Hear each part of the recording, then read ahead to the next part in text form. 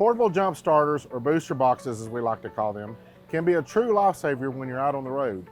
They're much easier to use and provide more power than traditional jumper cables. You can also perform a self-rescue rather than waiting on a second vehicle to give you a jump. We actually sell these here at Tipton Ford. Let me show you how they work.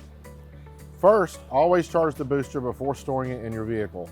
New ones do not come fully charged. It's good to recharge it also anytime you use it or every 6 months when it's not being used. Next, get your connectors in order. Many portable starters will have the cables attached, but others have separate quick connectors. Either way, you should have a red positive clamp and a black negative clamp. Before attaching those clamps to anything, make sure the booster box and engine are off. You'll also want to keep the box itself as far away from the battery as the cables allow and out of the way of any moving parts that could spark to life when the engine turns over. With those safety checks complete, attach the red positive clamp to the battery's positive terminal. Then connect the black negative clamp to either the negative terminal or a clean non-moving metal part of the engine's block or car's frame. The positive clamp will always be placed before the negative one, and the two should never touch.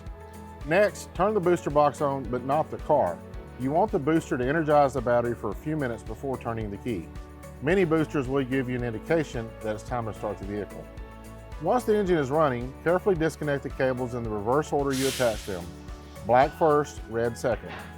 Let your vehicle idle for about 5 minutes so the alternator can charge your battery, and then you're set again for the open road.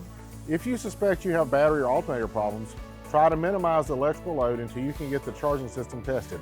This means avoiding the use of automatic items like windows or AC. Once home, don't forget to recharge your booster. That's it for this tip. Be sure to follow us on Facebook, Instagram, and Twitter for future Tipton tips on how you can spend less, drive more.